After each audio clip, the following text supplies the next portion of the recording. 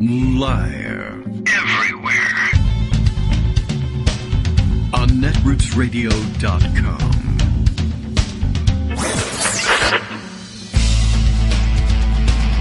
David Waldman. Kagro. In the morning. Now, here's David Waldman.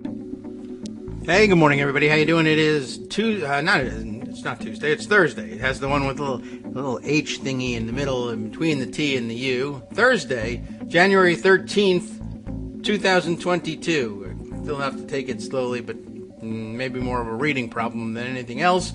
Okay. Time to get started. The infamous and unlucky Thursday the 13th, I guess. Just as rare as Friday the 13th, I suppose. And what can I tell you? Unlucky if you are, let's say, living in Georgia and in danger of being represented by perhaps Senator Herschel Walker. I don't know.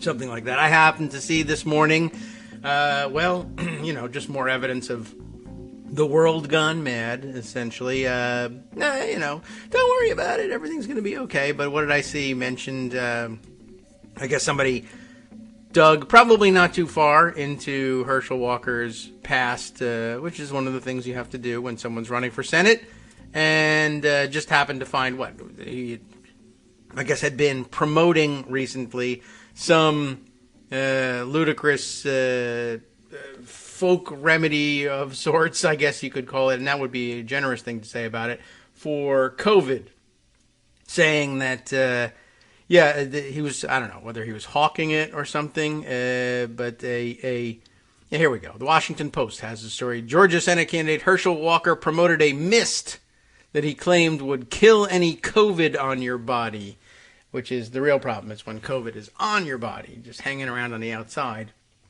that you have real issues. I don't know. Anyway, one of many stupid, not real remedies, probably, that people hawk. But, if you dig down, particularly on these Trumpers who will trumpet their success everywhere they go as, reason you should be supporting them. I've been successful in business. But doing what? Hawking steaks and bottled water and faking the books or what? In this case, mist that will kill any COVID on your body. Oh, well, okay. Well, let's see. That has caught my eye this morning. We'll read a little bit about it. I'm curious about the mist and just exactly how ridiculous it sounds. But, of course, I'm reminded also from Bill's morning tweet for us that the Kagro in the Morning radio show is live now, and more to the point, one thing America can always count on, Kagro X's intellectual shelves are always fully stocked. Why, thank you. Yeah, another round of, oh my God, there's an empty shelf or two or three or 10, for that matter, at my local supermarket. And like Greg says, news content is largely determined by what happened to the editor on the way to the office. It's a real thing. I've seen dumber, faker versions of it. For instance, when restocking the shelves or moving Christmas items off the shelves to make way for seasonal items for, say, Valentine's Day. A lot of times you find local conservative activists in particular taking pictures on their iPhones and saying, look at these bare shelves. And they're trying very hard to make it resonate into an attack on Biden. Bare shelves, Biden. And doing everything they can to invoke all the imagery that goes with it. You'll find that speeches of my family or my neighbor's family, because I'm too white bread for this, fled communist Bulgaria or Cuba or Russia or whatever. Pick your target. And because of bread lines and shortages, and this is communism, and that's why the socialist agenda, it's not the store shelf emptiness is not a matter of socialism. There's no socialism to go around. It's not that. That we're in short supply of. Not enough socialism to go around. But it isn't the socialist agenda emptying any shelves, and there aren't any bread lines, you might notice. That's what you're trying to invoke. Show me the bread line. It's not happening. I mean, there are certainly people who have to go without and are at food pantries. Yes. But, yeah, there aren't people lining up for a single loaf of bread and a sack of flour or oats or wheat or whatever you were giving out, the rice and these things. That's simply not the case. And Americans, I would argue, once again, they have a lived experience. And as Greg often reminds us, like when we're talking about employment, right? That a recession is when your neighbor loses his job. A depression is when you lose your job, right? Well, most people know there's nobody starving in the streets in suburbia, in the suburban neighborhoods. Although, again, hunger advocates would certainly argue with you, yes, suburbia hides a lot of hunger. Okay, yes, there is poverty, and it hides everywhere. Well, that's certainly true. But the idea of invoking these pictures of empty shelves to get to also invoke the idea that there are millions, wandering the countryside looking for scraps of bread, probably not going to fly. And I don't really know how many times you have to run the pictures before you realize this. It's just not working. But this one was at least this one was a real happening. It wasn't a reshelving of items picture. And I think CNN, and by somebody's reckoning, it was a picture of a Washington, D.C. area supermarket. Looked like the price tags were from the giant chain of supermarkets. I recognize it. And we did have a few empty shelf days here during, if you can believe it, the snowstorm that hit the area. In advance of the snowstorm, I think we've actually talked about this a number of times on the air, pre-pandemic, pre-everything, when a snowstorm is predicted for the area, the shelves immediately empty, and usually reliably of the same basic items, the bread, the milk, the eggs. And it's led us to speculate that people survive on French toast during these snowstorms. But a lot of things empty. And on top of that, there were snowy and icy conditions from the outer areas that made the trip in a tractor-trailer resupply truck for local supermarkets a difficult one to make. In addition to which, COVID was peaking, and word is, I don't know, people are passing around, whispering to one another, the peak has passed here in the D.C. area. I don't know whether I've seen the evidence of that or not, but it's a nice thing to think about. Anyway, the peak hadn't yet passed. There's difficulty getting people to stock the shelves, difficulty to get people to drive the stock to the stores so that people could stock the shelves, even if your shelf stockers were all healthy and in and ready to work. And it created the usual midwinter storm shortages, and they lasted a little bit longer because there were fewer trucks and probably, yes, in some cases, fewer products making their way to the shelves. But I would say, the idea that people are starving. Oh, well, I'll have to buy cheese doodles instead of Cheetos. That's not really a huge issue. Although I will point out it has been difficult. There are definitely marginal products that major suppliers are not keeping up with. And I think probably somewhere decisions made in the corporate boardroom at Coca-Cola to make sure that there are unending supplies of Coca-Cola and Diet Coke and their flagship products. They've been a little lax in the Coke Zero, actually. That occasionally you'll find a dent in the supply there. But other lesser brands under the same umbrella, Minute Maid lemonade, for whatever reason, in cans, has been difficult to get throughout the pandemic. But I guess there too, you steer your resources towards your top performing products or whatever. But, so minor things like that, different flavors. Somebody complained there. I have had a hell of a time finding caffeine-free diet vanilla Coke. Like, all right, well, I can understand how that could be a problem. For instance, if I were working at the Coca-Cola bottling plant, I'd say, ugh, disgusting. I'm not bottling that. Put me on the regular Coke line. I can't take it. I'll vomit if you make me work with this stuff. Some people love it. I don't know. But yeah, I can imagine where marginal lines get pushed aside for things like this. Anyway, it happens. But again, whether or not you can sell that to America at large as the lived reality of millions, the hobos in the streets and leaving, carving signs, hobo signs on fence posts, hopping the rails. I think it's going to take a little bit more than that. it reminded me very much of, and I went and dug up that photo of, I guess, the protests that took place during the Trump inauguration way back in ancient times, 2016. And somebody, or I guess 2017, because it was the inauguration, somebody you remember had tipped over a garbage can and lit the contents on fire. And, you know, a dozen photographers are crouching down, lying on their bellies in the streets to get the low-angle shot of the burning garbage can in front of the storefronts that may even have had some broken windows on them behind them, to portray a scene of mayhem and devastation in downtown Washington, D.C., but somebody had the presence of mind to take a picture of the crowd of photographers contorting themselves in order to get a dramatic-looking picture of what was, from the rear, a single burning, barely burning garbage can. A little flame, a cardboard box inside had been set on fire. But if you angle it just right, you might be able to get paid for that picture. So, plus some amateur photographers with their phones out as well. So, I don't know. Felt like a good comparison to me. Anyway, let's see. I am still curious about that that mist that Herschel Walker was selling. I'm kind of curious about it because, Republicans are out there, or Republican-adjacent people, at the very least, out there, again, hawking some truly ridiculous things, including, did we make mention of it? I must have. I don't know whether I made a joke about it or actually mentioned on the air that there's now somebody out there.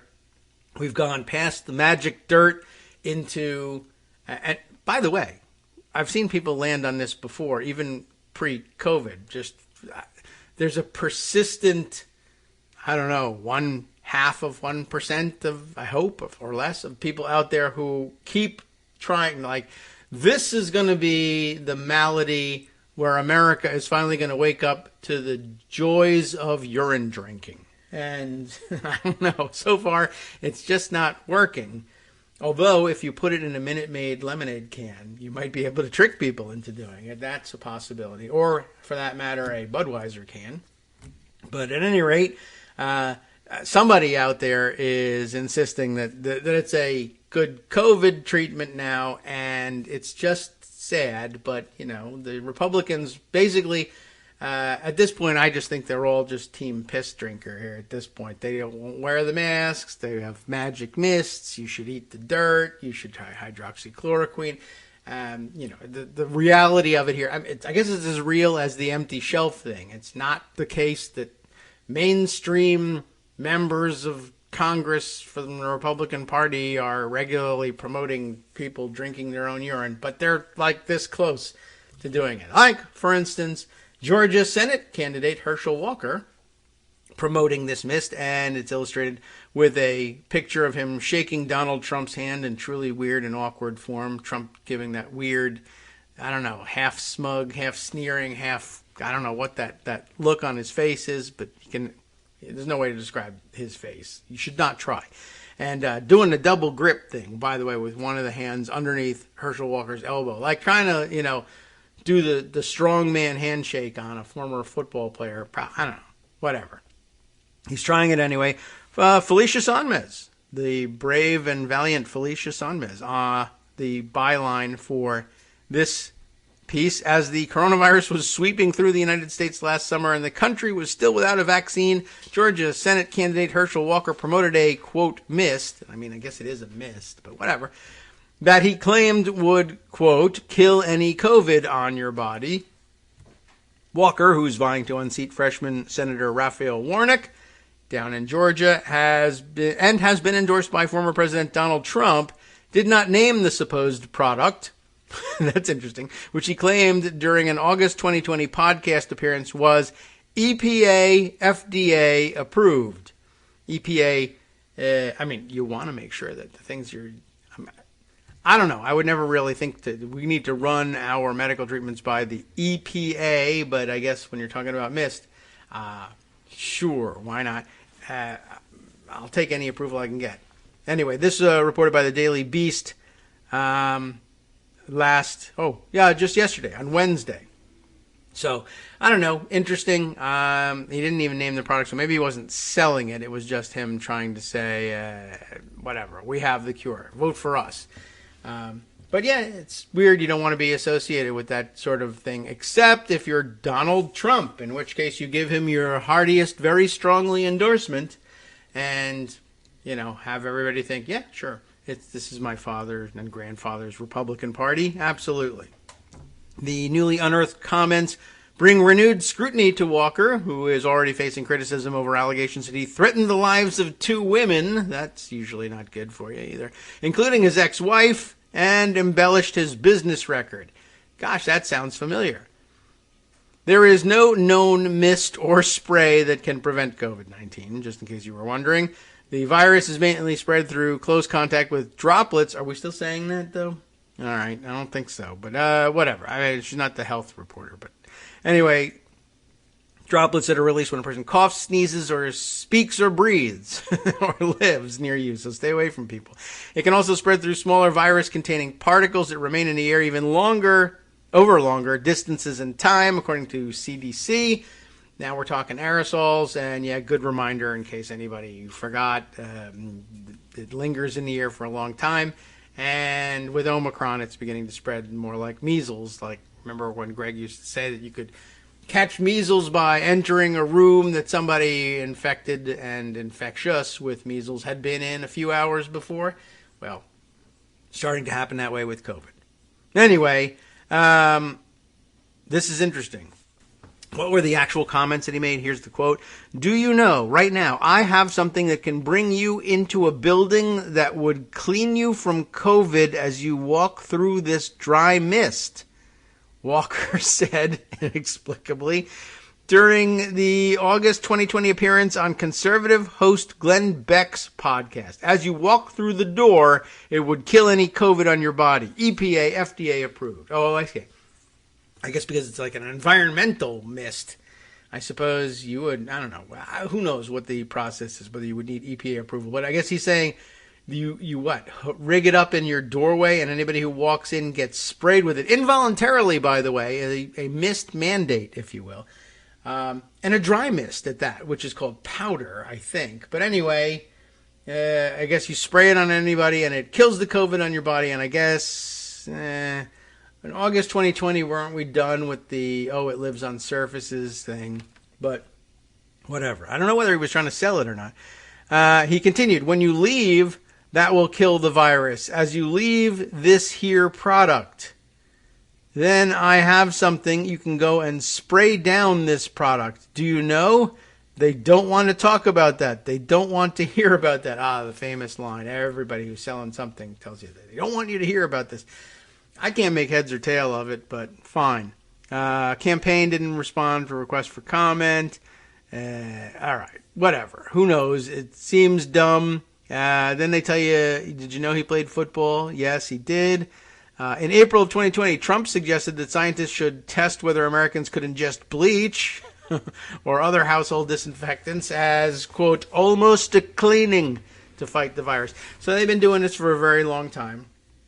Whether they're hawking the products themselves or not, you can't trust these guys to do anything. And anytime you think there might be a good solution, well, maybe their tax proposal is a good one. You just need to remind yourself, these are the guys who say you should drink piss. So, it's probably not likely that they have a great tax solution. But if they do, they should just stick to that and leave the rest of us alone with the crazy cures. I don't know. By the way, let's see, other things that they have crazy cures for. What else did I see this morning? I'll have to open up the Twitter stuff again. But looks like reporters in Arizona caught up with one of the fake electoral certificate signatories and tried to ask him about just what the hell do you think you were doing with that whole deal? What's wrong with you?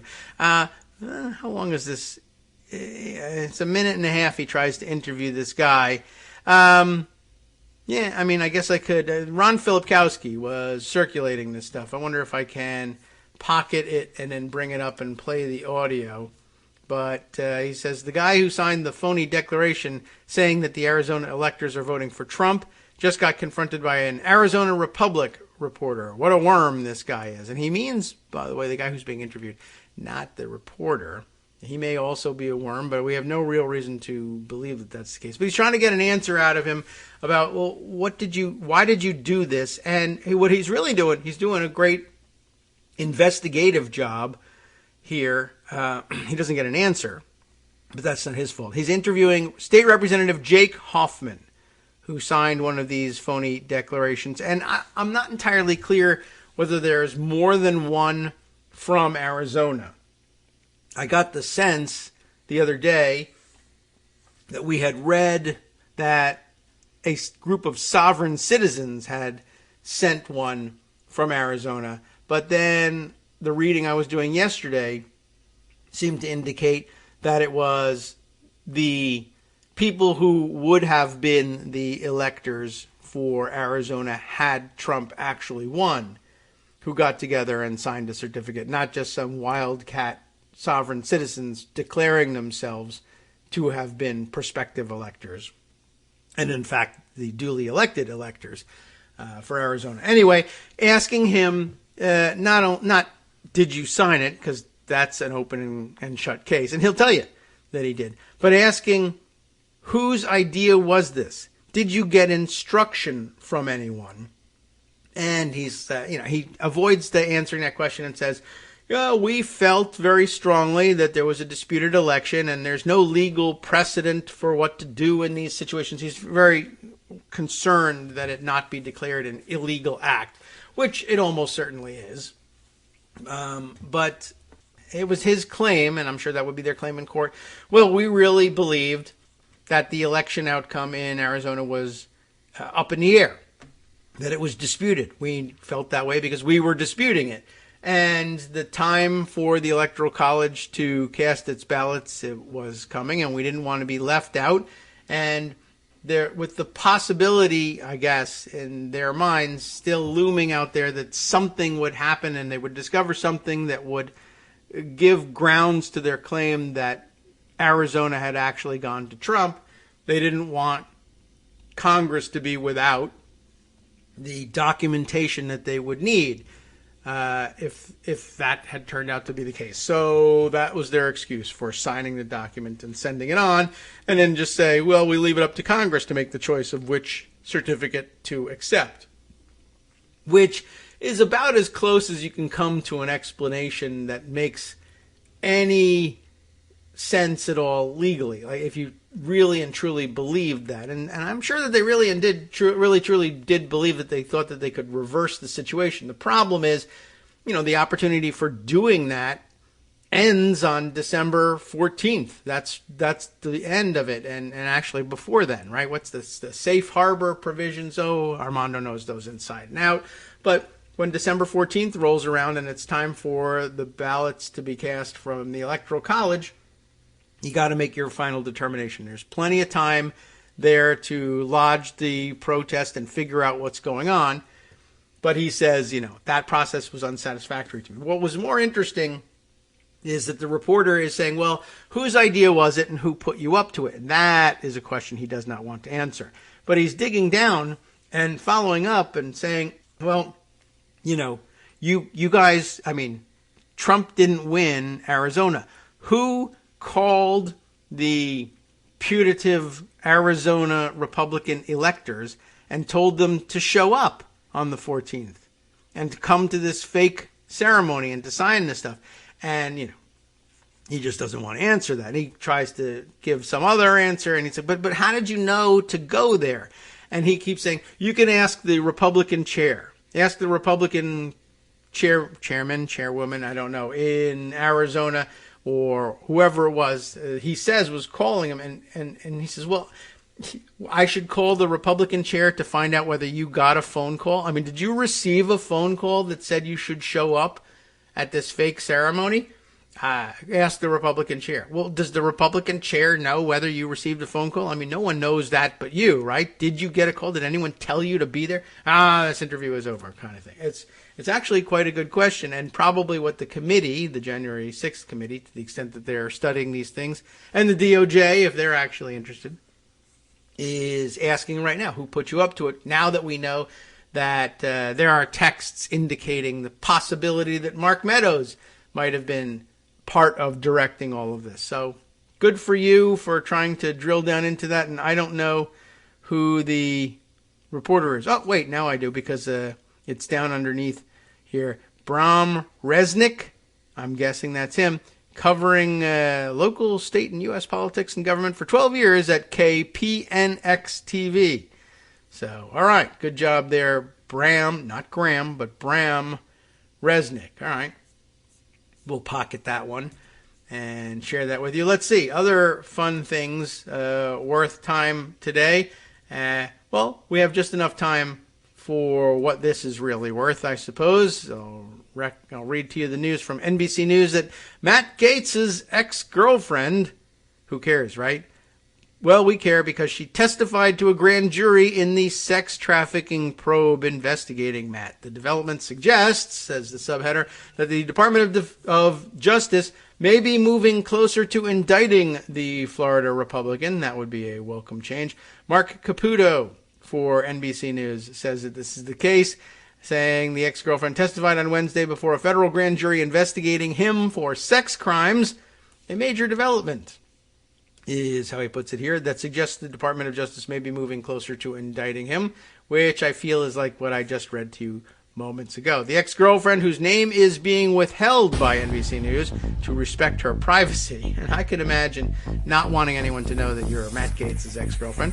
She's been in talks for months with prosecutors about an immunity deal. Under a possible deal, she would avoid prosecution for obstruction of justice in return for testifying in the investigation into whether Gaetz, in 2017, had sex with a 17-year-old female for money, and whether months later he and others violated a federal law prohibiting people from transporting others across state lines to engage in prostitution.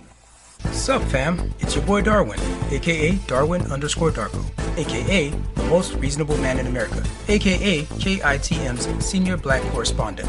You might remember me from such recordings as Spacemen vs. Space Cadets and We Need to Talk About Joe Biden. Today, I want to bring you good news about that thing you've been struggling with. Do you suffer from giving too much of a damn? Do you turn on the series of tubes and find yourself outraged at the particular way some news organization strung some sentences together only to realize, nope, this is not some fictional hellscape? Well, guess what? You no longer have to accept the life of giving too much of a damn. You can do something about it, because even you, yes you, can be a show contributor. Now I know what you're thinking. Hey, Mr. Most Reasonable Man in America, I'm not some professional podcast talking guy. Don't worry about it. Do you have a smartphone or some other electronic recording device? Well, that's all you need. You too can have a segment where you can read us an important article and give us your take. Read one of your own original essays, or even just give us your commentary on something you'd like to share that's important to you. Fair warning though, side effects may include general punditry, having opinions and hot takes, getting stuff off your chest, and hearing your own voice. If your recording lasts longer than 5 to 7 minutes, please consult kagrox@gmail.com. That's KAGROX@gmail.com.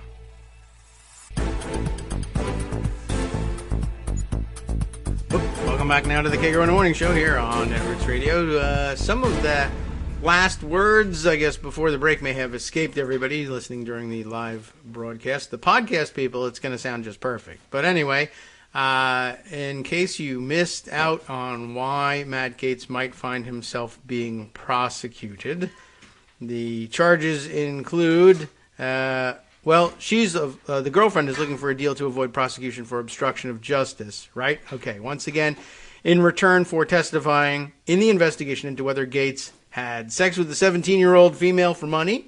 That part we got in there. Whether months later he and others violated a federal law prohibiting people from transporting others across state lines, the part that might have gotten away from you, to engage in prostitution. Maybe we made it in under the wire, maybe not. But, it's actually like the old line that it's a very old-timey sounding kind of charge about transporting minors across state lines or for immoral purposes, as they used to say. In the olden days, back when we tied onions to our belt. I don't know. At any rate, it's not really a great one for public figures to have to deal with, which is fantastic because I hate Matt Gaetz, and good, terrific, more problems for him. Legal sources familiar with the case say Gaetz is being investigated for 3 distinct crimes. And we might as well name them here because they're terrible, terrible crimes, and Matt Gaetz, Republican Congressman of Florida, is totally guilty once all that is proven, etc., etc. Allegedly, totally guilty of all that stuff. And what are the 3 specific crimes that he totally did, allegedly? Sex trafficking the 17-year-old. You know, just exactly the thing that the most lunatic, fringe, and greater every day, a greater part of the Republican mainstream believes is the most heinous crime ever, and it's a pretty bad one, and maybe it is the most heinous crime ever, but that it's happening on a large scale, but it's totally Democrats doing all of this, and Donald Trump, king of the sex traffickers, who is out to stop them. Only I can fix it because I know the system, just like with the taxes. I know taxes. I cheat on taxes all the time. I can fix the taxes because I'm such a huge cheater. I can fix child sex trafficking in a minute. I could just say I don't want any more kids brought to me for sex slaves. And that closes down the whole pipeline. Me and Jeffrey, together we can do this. Anyway, Matt Gaetz getting himself in the mix there. So charged with sex trafficking the 17-year-old. Charged with violating the Mann Act, which, ironically, prohibits taking women across state lines for prostitution. It's MANN, I'm sure named for the legislator, probably a man at that, who wrote the legislation, I guess, at any rate, and obstructing justice, which is a lousy thing to do. Gaetz has not been charged with the crime, I want to make that clear, even though he did it, has not been charged with the crime and has denied all accusations, saying he never paid for sex and never had sex with a minor when he was an adult, which is, that's sort of interesting. I don't know whether it's successfully threaded the needle on that or not, but, a flat denial of, no, I had nothing to do with this.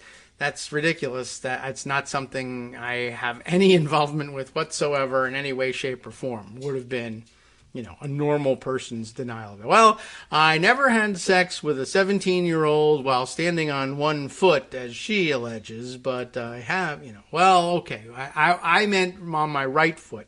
I may have been standing on my left. I'm always curious about the weasel wording and things like that. Like, people are going to get out of trouble by saying, well, I didn't lie about that. You can't catch me for perjury. No, that's true, but the charge is sex trafficking, and we have kind of nailed you on that. I don't really understand why you think I didn't lie about which foot I was standing on is going to get you off the hook for this. But they love using the weasel words. It's weird. Like, they suddenly are like, well, I don't have to be entirely forthcoming, but I've got to be honest about this. I can't say I was standing on my right foot if I was standing on my left. I just can't. I can't lie to the people. I'm always confused by that. Anyway, hasn't been charged yet, of course. Denies the whole thing, but in weasel words. The firebrand conservative has called the federal investigation into him a DOJ. What? Well, what? Where did he get this term? Witch hunt. Yeah. Well, anyway. I don't know. I don't know if I even want to hear any more of this. This goes on for some time, and I'm sure there are interesting details about the case. But Matt Gaetz, whatever. They get him, they don't. I don't know. Bit player, for my perspective. A rotten kid, and they should be getting rid of him through any means necessary. But I'll wait for the trial to start. Just thought it was interesting that his ex-girlfriend is testifying. Let's see. Larger story. I like this headline on this diary from over at Daily Kos. Anastasia P., who I think a prominent diarist that many of you may know. I like the headline. I had seen in passing that something had happened out in Ohio, and this certainly grabbed my attention. Ohio Supreme Court may have saved democracy this afternoon. This afternoon being yesterday afternoon. And yes, a big court case on redistricting out there. And I don't know, it's time for me to catch up, so let's let Anastasia point us in the right direction here. Late this afternoon, yesterday, the Ohio Supreme Court, which was charged by ballot amendment passed by more than 70% of state voters with being the ultimate arbiter on legislative and congressional maps, overturned the legislative maps by a vote of 4-3, very narrow, and told the redistricting committee to come up with new maps that better represented the 54-46 partisan split of the voters in 10 days. Hey, it says, stop whining, Matt Huffman, he's the Senate Majority Leader, and Bob Cupp, Speaker there in the state legislature. You managed to come up with illegal maps in no time at all. So it won't even really be difficult. I suppose if you have 10 days to do it, you could probably do a fair job. With the court split 4-3 in favor of Republicans, it was believed that Chief Justice Maureen O'Connor, who in the past has taken a dim view of election chicanery, would be the swing vote. And she was. Incredibly, Justice Pat DeWine. Does that ring a bell for you? Pat DeWine? Right, that's past the wine. Okay, well, Pat DeWine. DeWine is the son of sitting Governor Mike DeWine, and he's a Supreme Court justice. That is weird. How did that happen? That's crazy. Get out of here, you. What are the odds? Justice Pat DeWine, though, son of the sitting governor and member of the Redistricting Commission, didn't recuse himself, although he has in the past done that, and on issues that his father was party to. That shows you how desperate the Republicans are to keep power at all costs, even if it means giving the middle finger to the clear intention of 70% of the voters. The Republican justices, of course, found nits to pick and tiny loopholes they claimed negated the vast majority of the new redistricting procedures written into the state constitution. Melody Stewart, the first black woman elected to the Ohio Supreme Court, there was one previously appointed who didn't win re-election, in case you're keeping track of such things, wrote the majority opinion.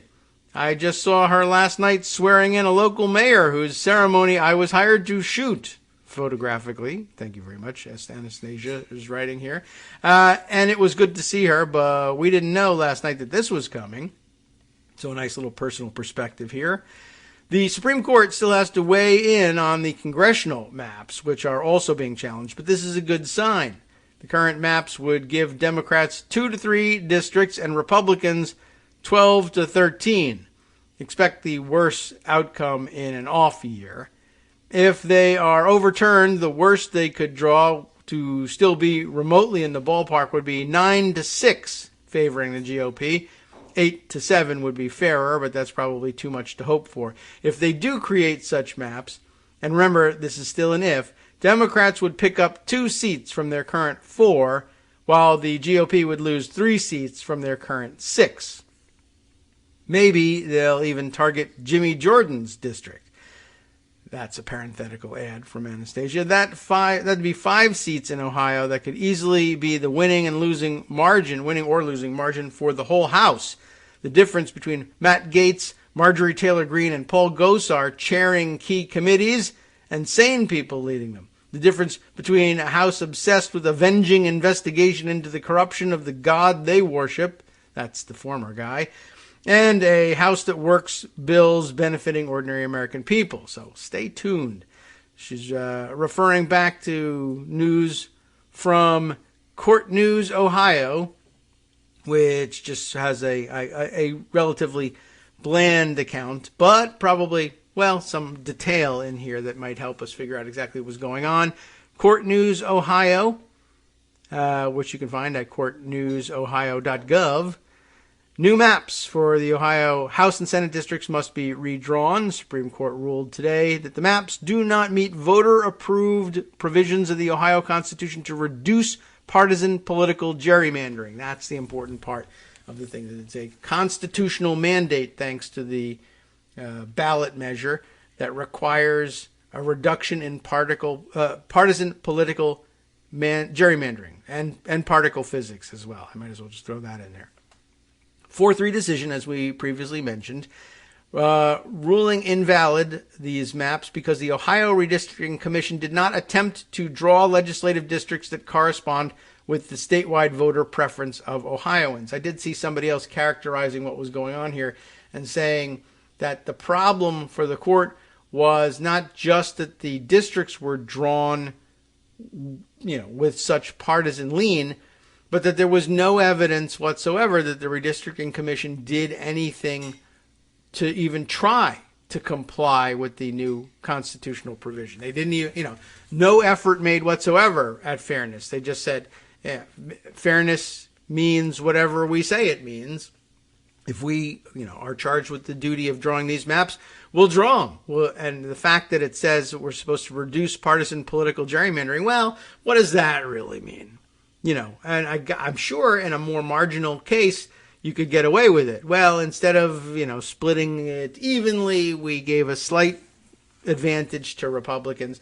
They could probably argue, for the sake of compactness of the districts or whatever, or this reason or that reason, we went this way.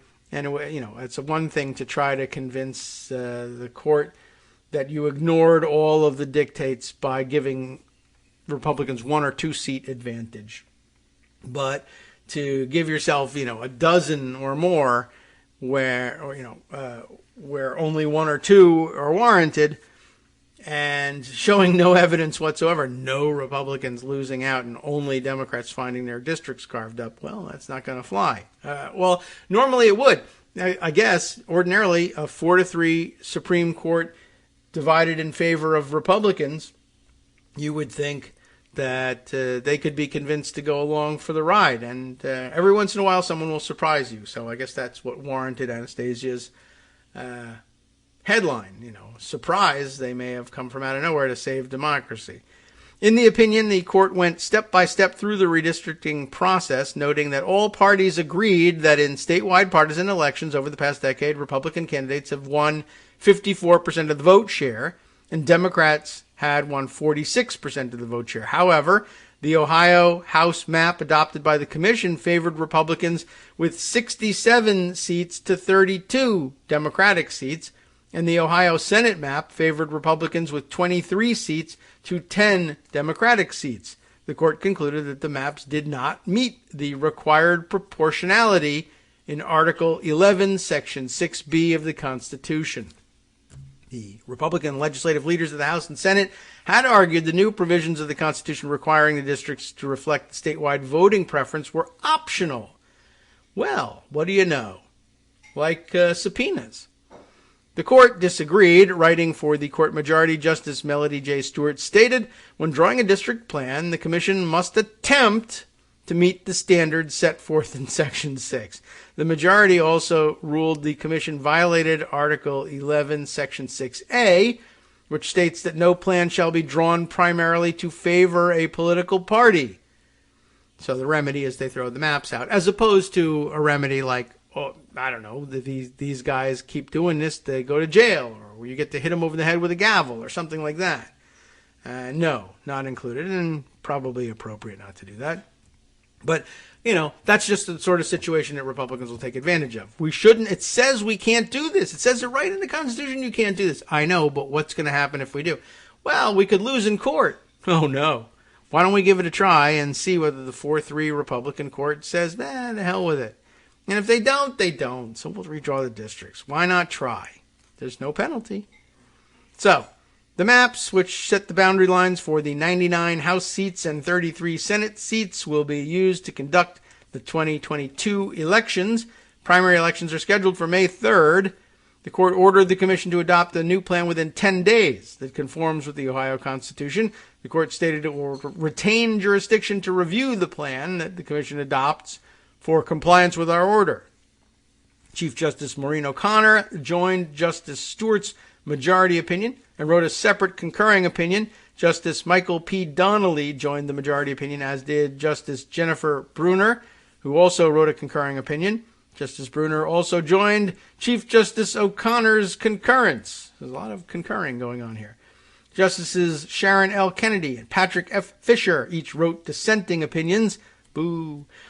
And Justice R. Patrick DeWine joined Justice Kennedy's dissent. Constitutional amendment enacted. Let's see, this is the next section here. Redrawing of legislative maps called redistricting occurs every 10 years after the U.S. Census is taken. Okay, we know this much. So backgrounder on why they have to do this, I suppose. And the new provision that maps must reflect the statewide voting preference. Okay. The challenge is centered on the Commission's lack of compliance with Article 11, Section 6, which states the Ohio Redistricting Commission shall attempt to draw a General Assembly district plan that meets all of the following standards. A, No General Assembly district plan shall be drawn primarily to favor or disfavor a political party. B, the statewide proportion of districts whose voters, based on statewide, state and federal partisan general election results during the last 10 years, favor each political party shall correspond closely to the statewide preferences of the voters of Ohio. I think I lost the thread somewhere in that long sentence, but the key is at the end. It should correspond closely to the statewide preferences of the voters of Ohio, and General Assembly districts shall be compact, in Section C. The other sections of Article 11 require districts to be drawn as compactly as possible, splitting counties, cities, and other political subdivisions in the least possible way. Okay, I guess the fewest divisions that you can possibly make, or to create even populations for the 99 House and 33 Senate districts. The opinion noted that under Section 6, the Commission is then supposed to examine the statewide, federal, and state partisan election results over the past 10 years to determine how the voters in the proposed districts are likely to vote in the future. The Commission's 5 Republican members who voted to adopt the maps maintained that the statewide preference can be calculated using the percentage of the winning candidates in statewide elections. The Commission members found that since Republicans won 13 of 16 statewide elections in the decade, which is 81%, the adopted maps were constitutional because the new district's voting preferences fell between 54 and 81% of the statewide preference. Did I read that correctly? Wow, that's creative, right? I think what you and I would understand as this has to reflect the statewide results for voter preferences. And Ohio, in the last presidential election was divided, what did we say, 46 or something like that. Okay, so pretty close, it's a pretty wide margin and everything. It's clearly a Republican place, but you should expect to see that the state legislature is about 46% Democrats and 54% Republicans, or whatever the numbers were. But their trick was, well, do I read this right? The Commission members found that since Republicans won 13 out of 16 statewide elections, that those are the numbers they're using, that we should be entitled to 13/16 of the representation in the state legislature. But you won all of them by 51%, 51-49. Right, exactly. Like we said, 81%. Wow. I mean, I don't know how, I guess I have to go back and look at maybe how the definitions section of this constitutional amendment, if there is one, or the implementing legislation or something like that. But just, all it says is, the statewide proportion of districts whose voters, based on statewide, state and federal partisan general election results during the last 10 years, favor each political party shall correspond closely to the statewide preferences of the voters of Ohio. And I guess they thought that clearly meant, what percentage of people in Ohio vote Republican reliably, and what percentage of people vote Democratic in over the past 10 years. And they said, well, it doesn't say you can't figure it out this way. We've won 13 out of 16 statewide races, so 13 of every 16 districts belong to us. That's amazing. I would never even have thought of that. They are creative cheaters. The court ruled the statewide preference is not determined by the percentage of Republican versus Democratic candidates who won their races. Rather, calculations had to be based on statewide votes cast by voters, not election victories. Amazing that you would even try it. The court said that the challengers presented substantial expert evidence showing that the commission could have drawn a more proportional plan. Wow. This does go on for some time, but that was pretty astounding what we actually just spent time digging out of the story. Let's see. What about the dissent here? In her dissent, Justice Kennedy disagreed with the majority's conclusion that the court has unlimited authority to review any alleged constitutional violation in the adoption of a General Assembly district plan. Rather, she wrote that Article 11, Section 9D explicitly limits the court's authority to invalidate a plan. And yet that's what they did. Under Section 9D3, the court can order the commission to amend a General Assembly district plan or adopt a new one if the plan, quote, does not comply with the requirements of Section 2, 3, 4, 5, or 7 of Article 11. Now, they're relying on Article 6, so that's odd, which describes the other sections describe the neutral map-making requirements and all applicable provisions of the state and federal constitutions and federal law, she noted. If the court could invalidate a plan that fails to comply with Section 6A or B, one would naturally expect Section 9D to say so. She may have a point here. But the language is conspicuously absent, she wrote. Article 11 distinguishes the provisions that are mandatory and enforceable by a court, Sections 2, 3, 4, 5, and 7, from provisions that are directory, such as Section 6, she stated. A violation of a directory provision is safeguarded against violation by each commission member honoring his or her oath to uphold the Constitution, she explained. So they figure, all right, well, if the Constitution directs that you not draw a map with a intentional partisan lean, but you do, well, then you could be prosecuted for violating your oath to uphold the Constitution generally, and we know how a prosecution like that would go. But at least there'd be a criminal prosecution involved. That's, I guess, somewhat interesting. But, well, she may have a point there. That's an odd construction. Let's see. Another dissent says a similar thing. The provisions of Article 11, Section 8, which provide procedures for the commission that the commission must follow when it reaches an impasse, limits the court's ability to review the maps, Justice Fisher explained in his dissent. Because the commission members reached an impasse, under Section 8C1A, they could only approve a map that would remain in effect for 4 years. The court's ability to review a commission map is in Section 9. Section 8C1A contains no proviso that the effectiveness of a 4-year plan is subject to the provisions of Section 9. Interesting. Okay, so they're saying that, okay, if you reach an impasse, you can draw a map, you can do a temporary map that only works for 4 years. And there's no provision, they claim, in the constitutional dictate here that a emergency 4-year map pass muster under Section 9. That, well, maybe. But that would be a pretty lousy escape clause. Well, if you can't actually make a fair map, you could always pass an unfair map that you know is unfair, but it'll only be in effect for 4 years, after which I presume you get to come back to the drawing board. And then I guess, what if you do it again? Oh no, another impasse and another 4 years of partisan map drawing. Wow, who could have predicted that? Very interesting and a very complex thing. And it shows the difficulty of designing a decent anti-gerrymandering provision for the states. And, well, especially difficult to do when one party is dedicated to not dealing in good faith.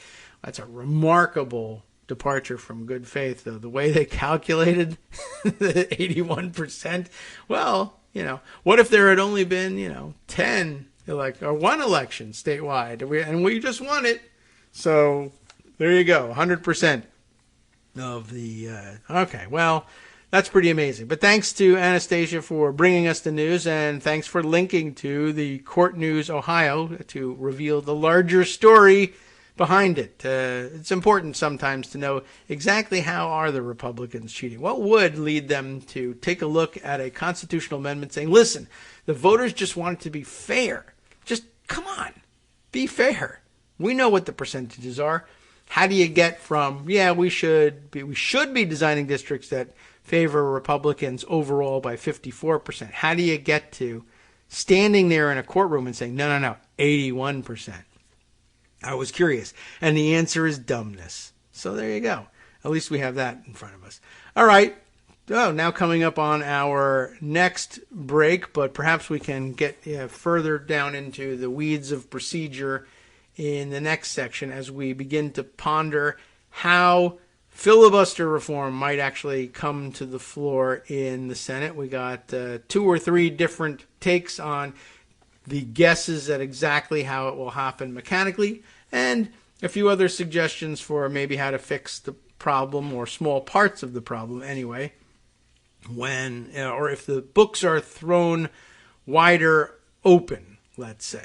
Okay. Let's see, about a minute or so before we take the top of the hour break, why don't we throw in another quick Ron Filipkowski story. Ron's taking over the show these days. He's doing a great job covering some of the weirder stories out there. This is an interesting one. Back to the COVID subject. A company called Center for COVID Control, with testing sites around the country, testing now becoming extremely important around the country. Well, this group is allegedly administering fake COVID tests with all negative results. This Wink News, I guess the local affiliate here, WINK, Wink News investigation began in Florida, of all places. The Attorney General of Florida has been notified, but has not yet responded to a request for comment, and you can imagine why they would be dragging their feet on this one. But a 2-part video presentation captured here, put forward by WINK. You should just kind of take a look at it. I'll show you the link later on. Filipkowski doesn't elaborate on it other than to make you aware of the fact that it's happening. So you got counterfeit masks out there, and that's a little easier to understand the scheme, right? You just take the money and run. But interesting, fake testing that just gives everybody negative results. And I'm not certain whether that's just a straight up, grift kind of a thing. Like, everybody will pay for testing, and testing it is at such a premium that you can get away with inflated prices, and we'll just take everybody's money. And presumably they want negative results, so we'll give the people what they want. Or is it, anti-vaxxer COVID deniers who put this thing together and just said either we're going to drive numbers downward by handing out fake negatives, or is it a place where we said if you are working someplace that mandates a negative test to get back to work and you need a negative test guaranteed, come to us.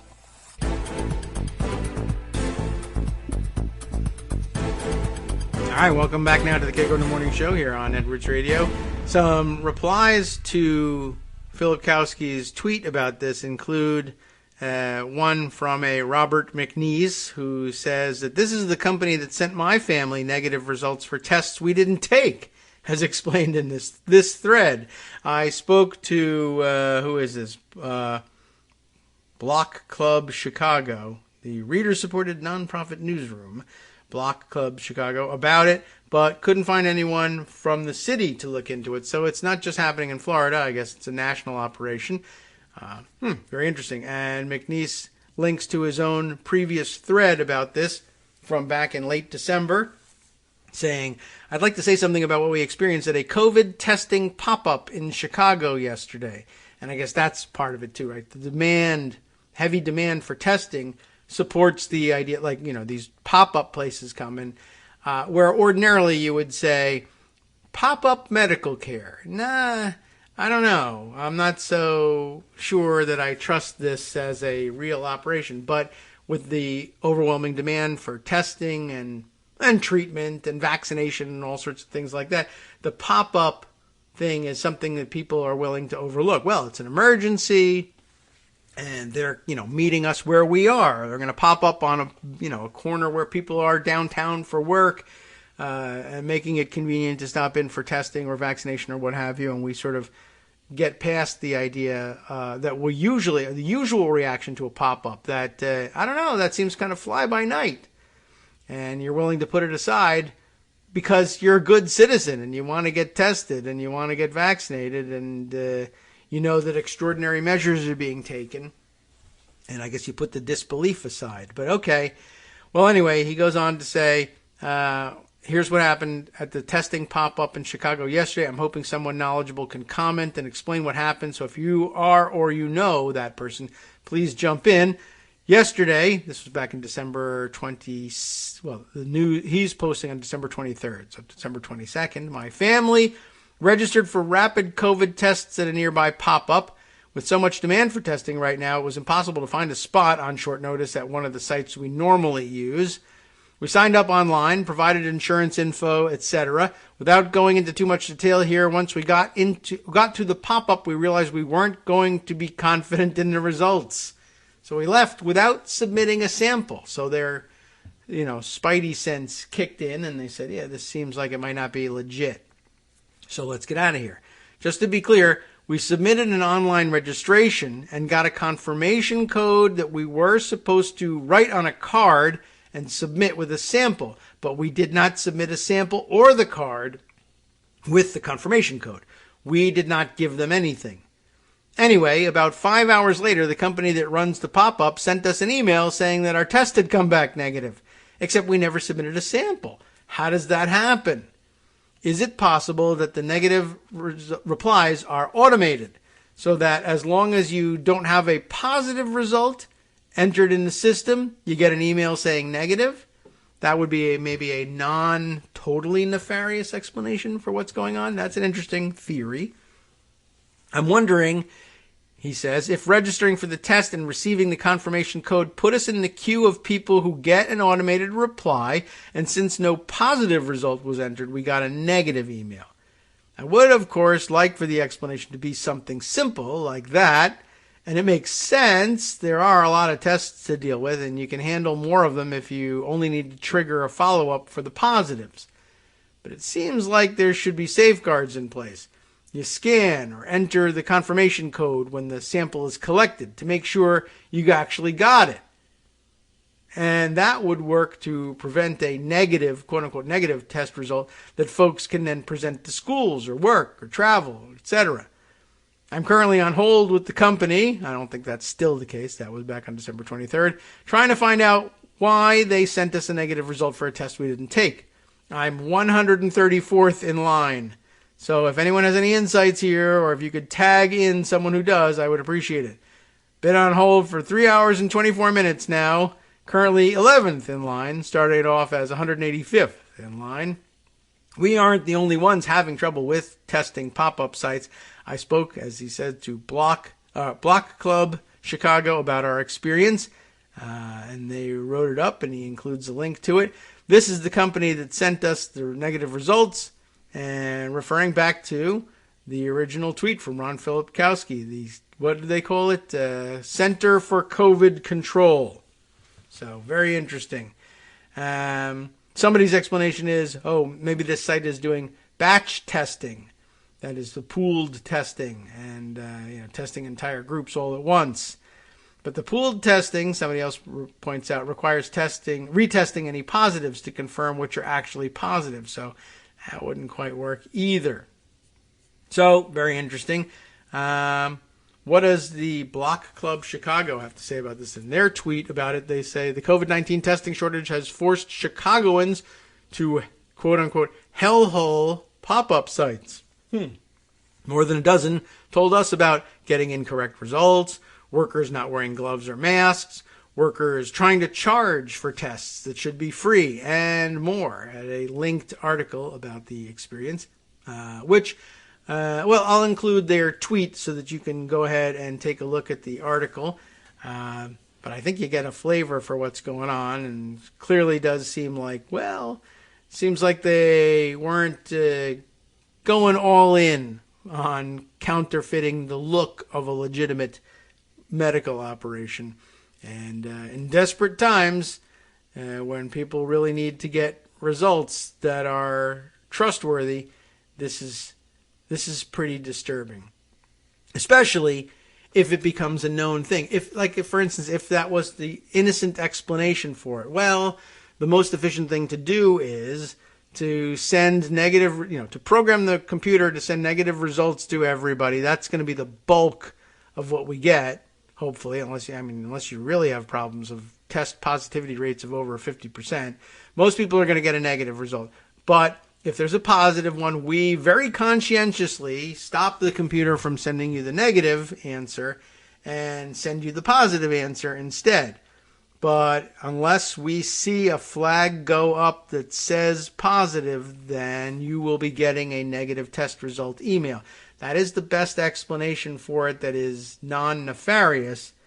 But yeah, you can see where that causes problems. Now, if it gets out that that's how it works, then all you have to do in order to get on a plane that demands showing a negative test result, say, is knowingly sign up for a test at one of these pop-ups and then don't show up. And then poof, you'll get a negative email. So, that could be problematic as well. And it might be a wink-wink thing too. Like, well, we have an explanation for how that could happen, but I don't know how millions of COVID deniers who need to bypass masking and vaccine requirements by showing negative tests found out that they could do this, but they did. Gosh, that's weird. So, anyway, that seems pretty troubling, but another creative way of breaking all the rules and tearing down society. Wholesale while you're at it. Okay, great. So, let's see. We wanted to try and set the stage for the filibuster showdown, which I no longer have any idea when that's happening. We reported yesterday that it was something that they might want to actually do on Monday the 17th, but then I keep seeing it threatened before then, and I don't know why they would move it before then, but you never know. Like I said, I was surprised from the beginning that they wanted to do it on a Monday, especially a Monday that's a federal holiday.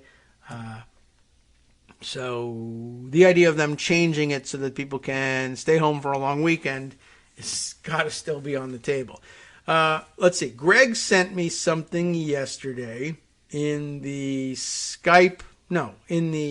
Twitter back channels, as a matter of fact, that I think I will have to open in the other application. Oh, no. Okay. Now I can scroll down and read the whole thing. So he sent me text that he grabbed from Punchbowl DC, and their report. I guess I don't have a link to it, or maybe is that the subscription newsletter? Anyway, he grabbed me the text, and it reads, "Here's how it's likely to go down if it happens, per several sources." Maybe not. But here's what they say. Schumer may bring up the Democrats' voting rights bill, and when Republicans block it, the majority leader could ask for the parliamentarian to rule on whether the filibuster applies to voting rights legislation. This, by the way, basically describes the very basics of the nuclear option, as many people understand it. So you'll probably be able to follow it. I guess in the end, this isn't all that super insightful. That is maybe at least just for our group here, who's versed in the nuclear option. So Schumer brings up the voting rights bill. Republicans attempt to block it. Majority Leader asks for the parliamentarian to rule whether the filibuster applies to voting rights legislation. The parliamentarian will respond that the filibuster does apply in this situation under Senate rules. Whichever Democrat is presiding over the Senate would then, quote, ignore the parliamentarian's position and rule that the filibuster does not apply in this situation. At that point, Senate Minority Leader Mitch McConnell would appeal the ruling of the chair. McConnell will need a majority to overcome the chair's ruling, and that's where it gets tricky. If McConnell has the support of Manchin and Sinema, the proposed rules change will fail. Manchin has said a few times that he wouldn't vote to overrule the parliamentarian, so that's a pretty good sign that this would fail. Sinema has also said she won't support any effort to get rid of the 60-vote threshold for cutting off debate on legislation. Both have told this to their Democratic colleagues in private meetings in the last 2 days, and also for the last 10 years. The procedure we laid out above is how previous rules changes have worked, Democrats note, and it puts the burden on the minority to get enough votes to stop a rules change. I'm not 100% sure that that's how it would go down, and there might be slight variances from it. There could be major variances from it. And I don't know that it's an accurate statement to say that's how it worked in previous rules changes either. And of course, you may remember or may be screaming at the radio here that, well, you're using a radio, your computer, screaming at your computer, which happens all the time, I'm sure. That no, it isn't a rules change anyway. It's just a change in an interpretation of the rules. It's a precedent being set, not a rules change. Yes, that's true. Still true here. But also, I should point out that, I'm trying to remember exactly how it went down. But in past instances, and maybe it happened this way in 2013 as well, that it has generally been the case that the senators in the chair, often from either party, whatever the maneuver they're doing, are reluctant to ignore the parliamentarian. And they prefer, very often, the route of upholding the ruling of the parliamentarian and instead having a majority vote to overrule the chair. I'm not really certain why that is, except that they just have that weird feeling of the responsibility to upholding the integrity of the institution by listening to the parliamentarian. But if a majority want to go the other way, that's their business. You can do it either way. It's just a matter of finding people who are willing to play their role in all of this. And it might be difficult for... timeout. I do have to call a quick timeout for this breaking news, which is 2 hours old, I guess. Right-wing radio host Glenn Beck, who has refused to be vaccinated, has COVID for a second time, and it's starting to go into my lungs. He says he's taking ivermectin as a treatment, so at least he'll be dewormed. According to Mike Singleton, do I have that right? Senior executive at NBC Universal, tweeting this out, in a blue check-marked kind of person. So we know he is who he says he is.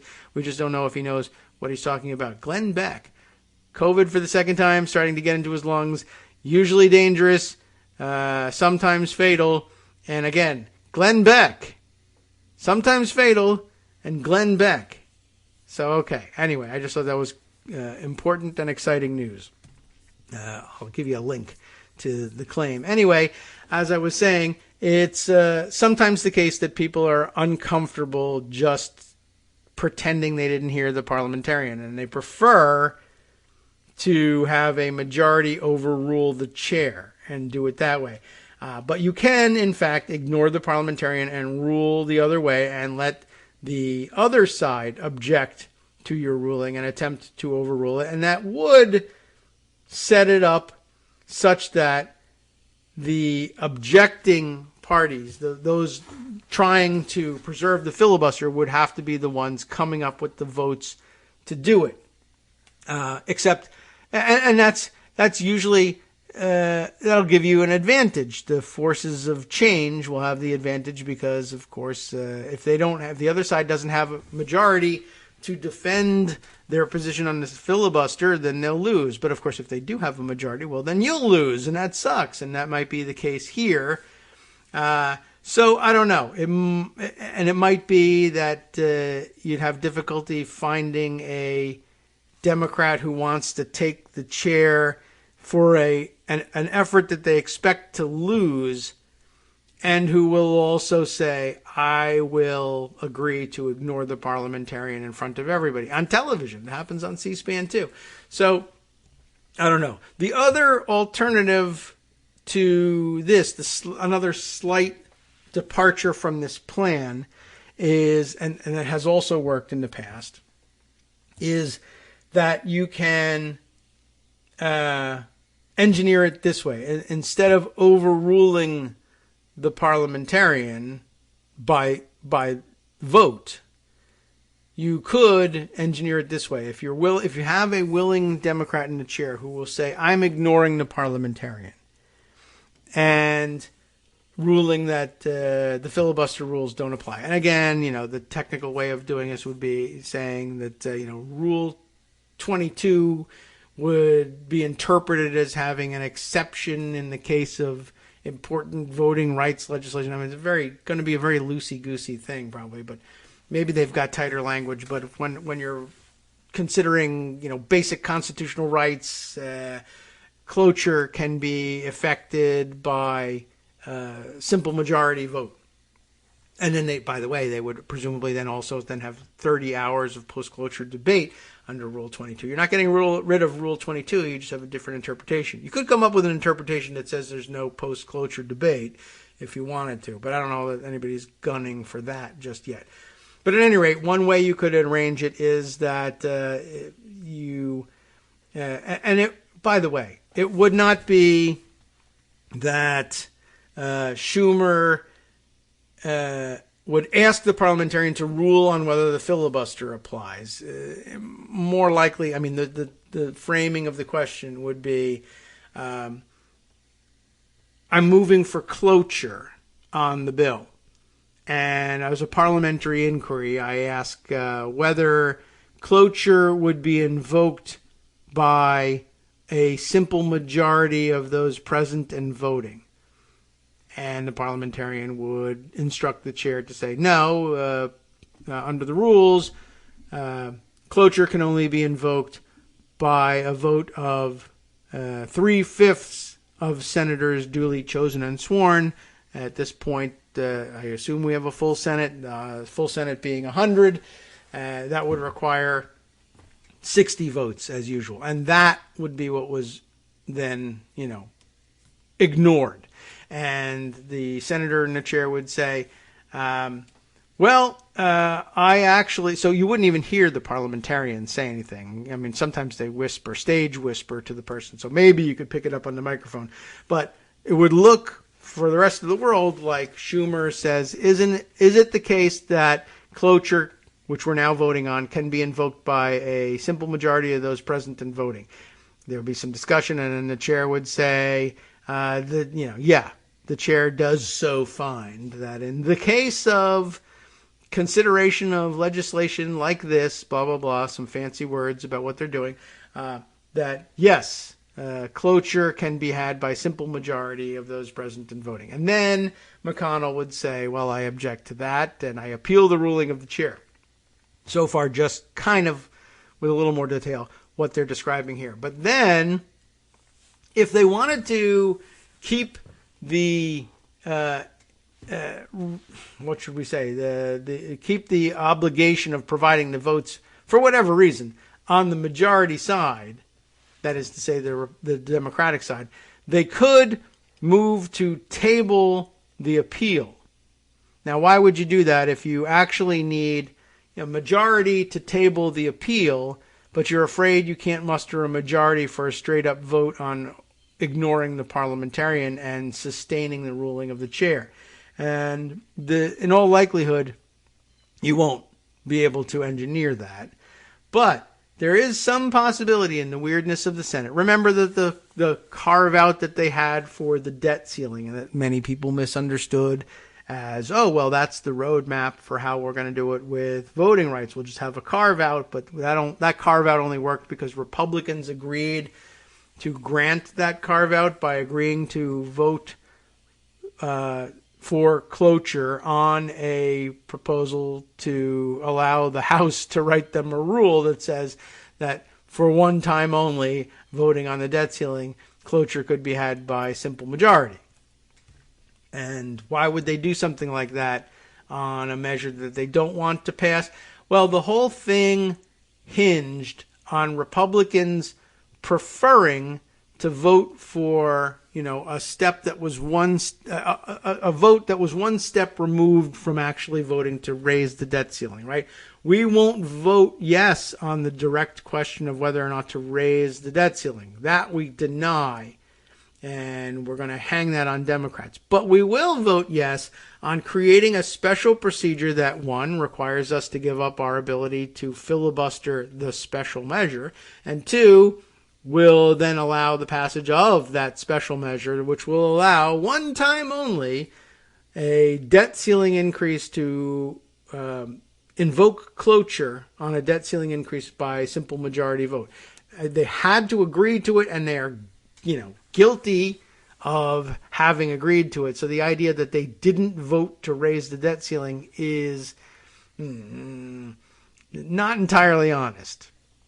But, like I say, I voted for the procedure, but not for the underlying increase in the debt ceiling. That's the difference. Yes, but your vote created a circumstance in which a simple majority of Democrats and, with one or two Republicans thrown in there, were able to invoke cloture when they shouldn't have been able to. You voluntarily jumped out of the way to allow them to invoke cloture so that they could get to the underlying vote where you voted no on the debt ceiling increase. But still, if you wanted to defeat the debt ceiling increase for real, you just wouldn't have agreed to the weird procedure. But that's an example of the kind of thing that senators will sometimes agree to, that if you can give me a one-off to vote yes on, then I'll let you go ahead. So what sort of thing might that work for? It might work for cloture on voting rights if, instead of asking me, Joe Manchin, or Kirsten Sinema, or whoever, to vote yes on sustaining a ruling from the chair that I know to have been rendered over the objection of the parliamentarian. I said I didn't want to do that, and you're making me do that. What about if the vote was, though, how about this, Joe? Suppose we asked you, just vote yes on the motion to table McConnell's appeal of the ruling. You don't have to vote on the ruling itself. Just on tabling a McConnell appeal. Who cares about a Mitch McConnell wine fest? He's appealing the ruling of the chair. And, that's one of those leadership votes. You don't lose control of the procedure on the floor by voting with the other party. That's just that's something that's usually ingrained. Manchin, I guess, is as likely as anybody to abandon that, and hadn't have any House training in that sense. Not that the House has ever been particularly good at reining its people in on those things all the time either, but offer Manchin and Sinema the opportunity to vote yes on a motion to table McConnell's appeal. And then you make the motion afterwards that the result of tabling the appeal is equivalent to upholding the ruling of the chair. And the chair will agree with that. And there they really do have precedent for this, even in the filibuster reform context. Right? And McConnell has grounds to argue, as opponents of filibuster reform have argued in the past. No. Just tabling the appeal doesn't settle the issue. The appeal, I guess, presumably is still pending. We haven't settled whether or not this ruling is right.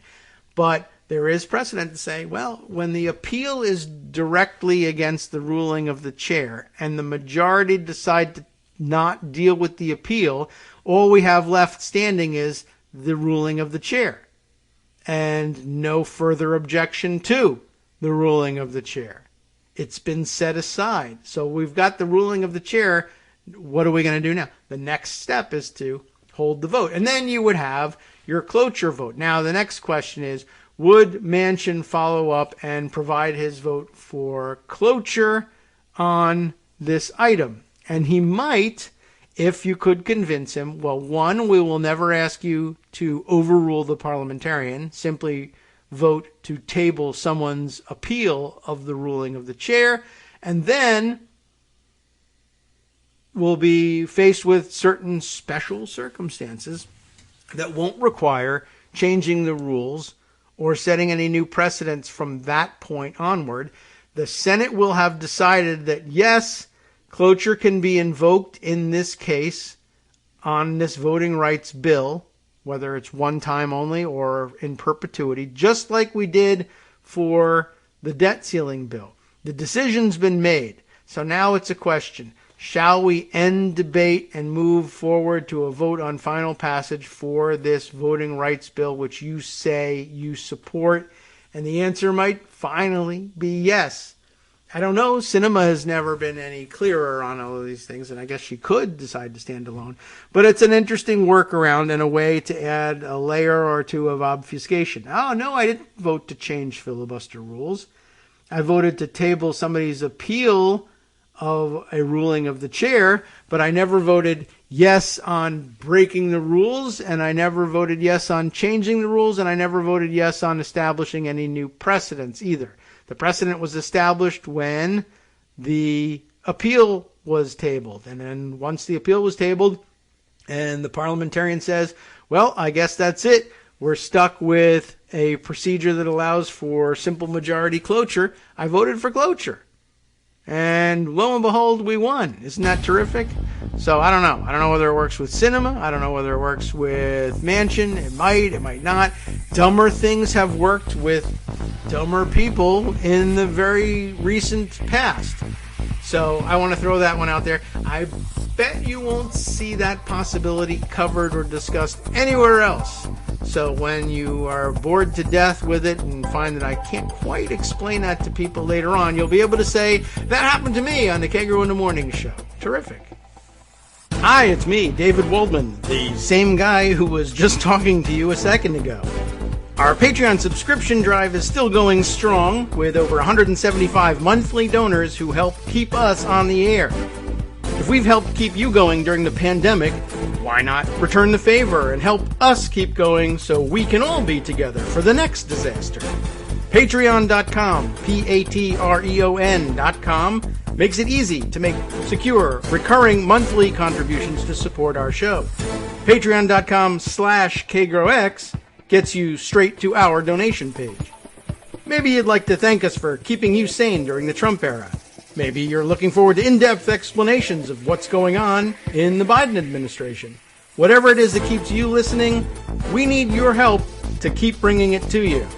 And hey, if you happen to prefer using PayPal or even the Square Cash app, we're up and running with those options too. Thanks again, everyone, for all your support. We literally could not do this without you.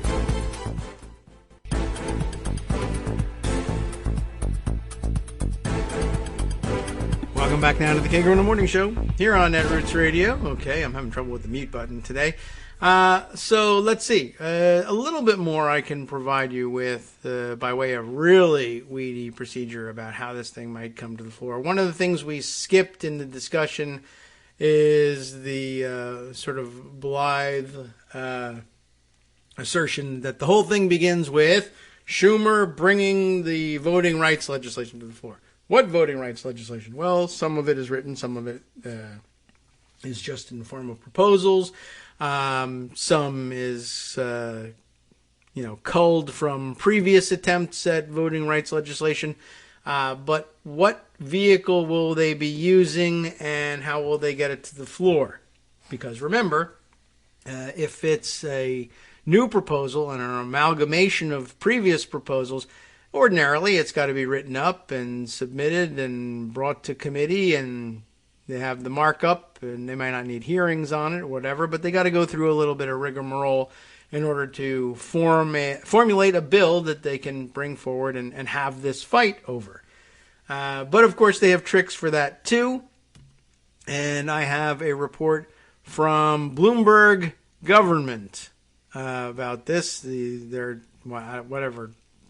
Bloomberg Government Vertical is, I don't know, it's what the hell it is. But at any rate, we have this piece from just 2 days ago, I guess, by Emily Wilkins, entitled Senate Rules Fight Could Be Advanced by House's NASA Gambit. Now we're talking, what the hell is that all about? Well, it's one of those things where you work with shell legislation that by virtue of having passed one house or another, or having been marked up by one committee or another, is available as a legislative vehicle, and then you pull a little trick in amending it. By my amendment erases everything in the bill and replaces it with the following language, which is, of course, the language of the bill that you ordinarily would have had to submit and refer to committee and have hearings and a markup on.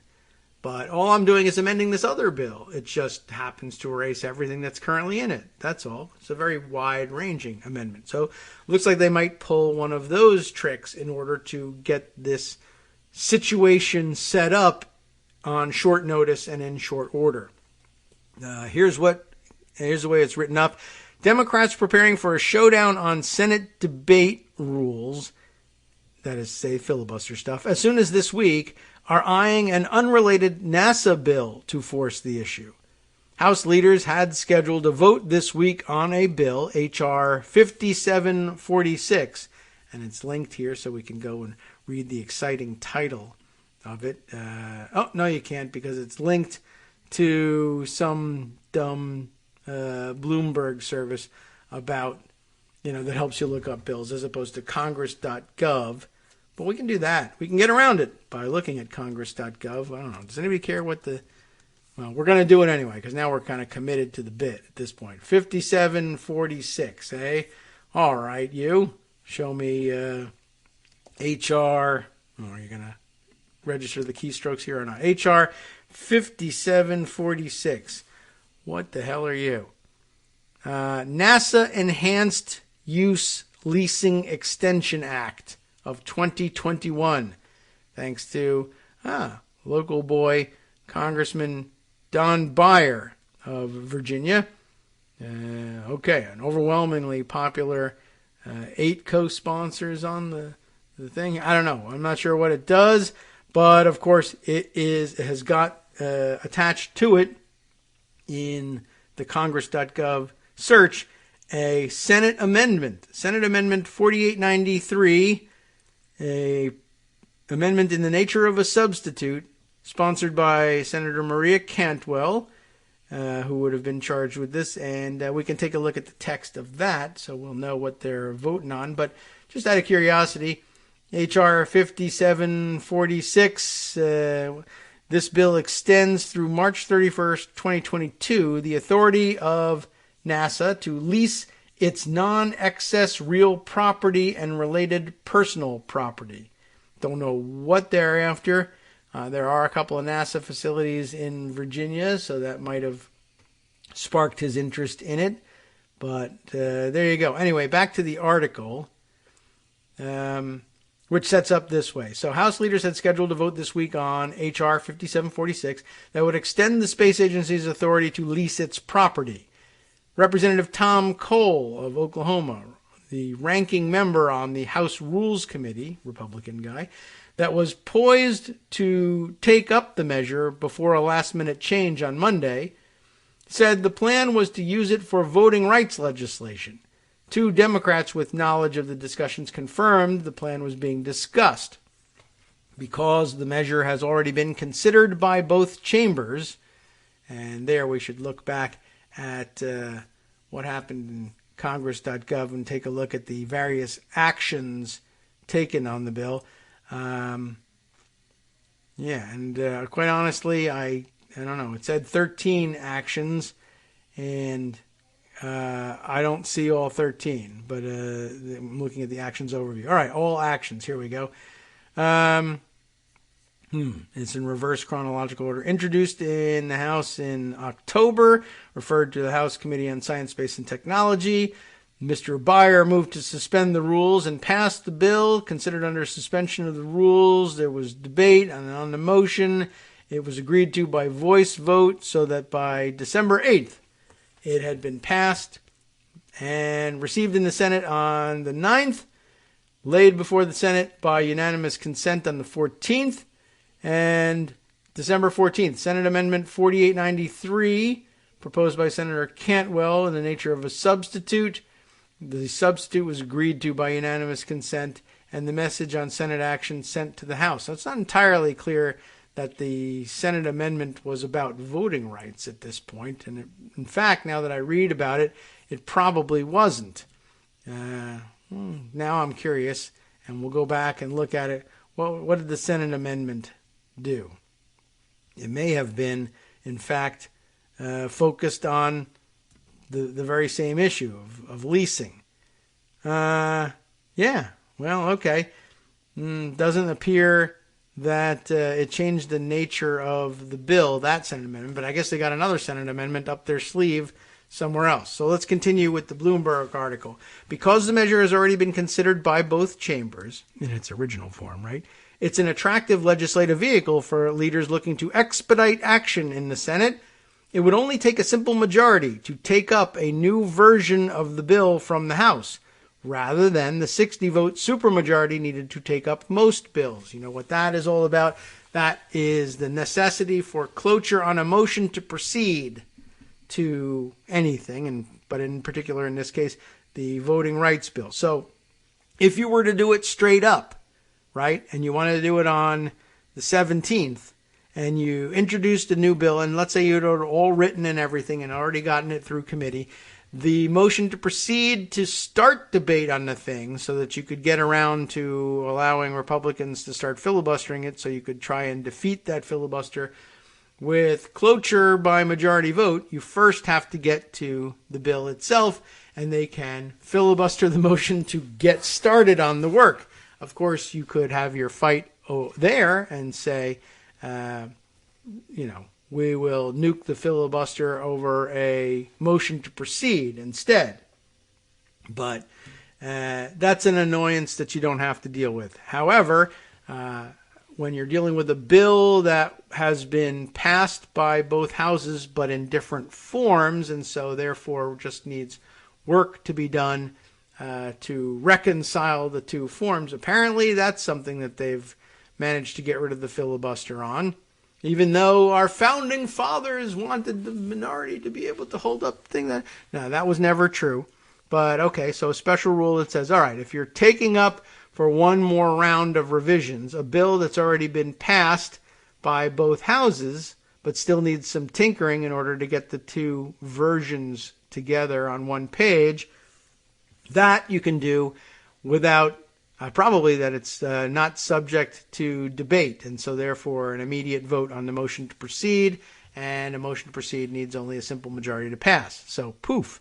Senate Majority Leader Chuck Schumer forced several votes last year on proceeding to election-related bills, only to be blocked by unified Republican opposition.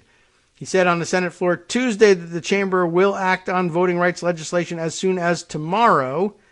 That was yesterday, so I guess that didn't happen.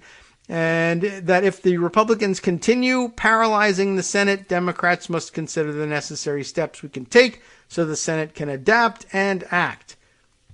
Using a shell legislation to do that, not exactly a controversial thing. Everybody kind of does that when necessary. Nobody's going to object too strongly to that. But it's an interesting and fun trick and something that can help you cut corners in the Senate when you got to get something done quickly.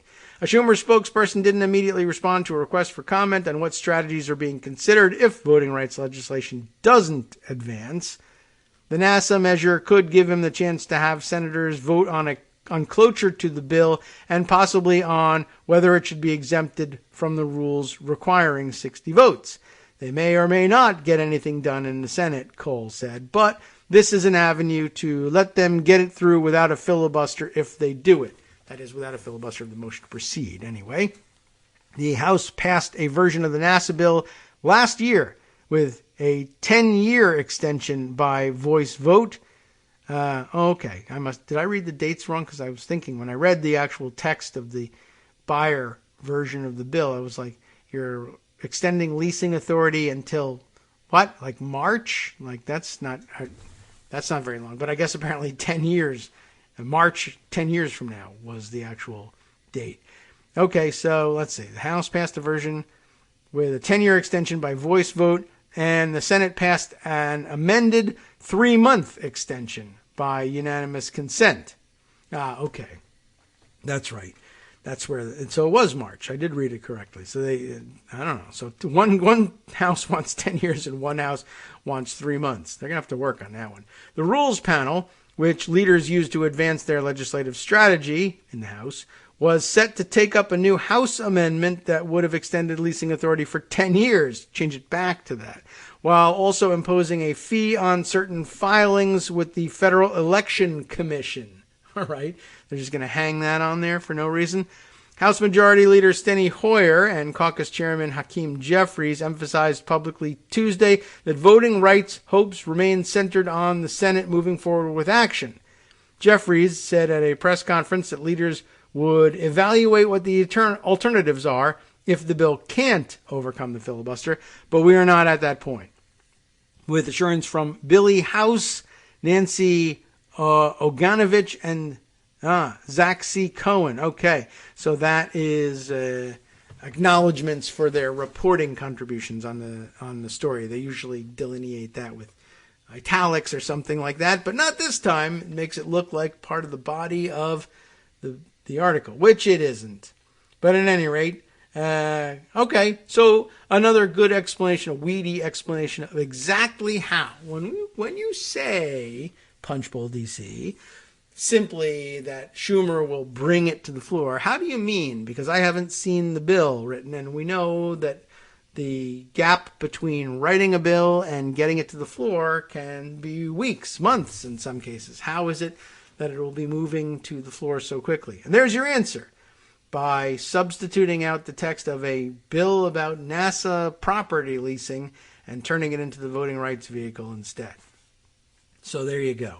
And at some point, the House and Senate are going to have to come to a compromise agreement. It should be 3 months extension or 10 years extension. There's a lot of room for compromise in there somewhere. Okay, well, very interesting. And now you know all there really is to know about this stuff. But one other item on filibuster reform front while we have your attention on it. Ira Goldman, who we've heard from before and hear from frequently on Twitter, KD by proxy on Twitter, a former Senate staffer himself and very into this sort of thing, puts forward a new thesis on filibuster reform that significant reform and progress toward a talking filibuster could be had with a relatively simple rules change.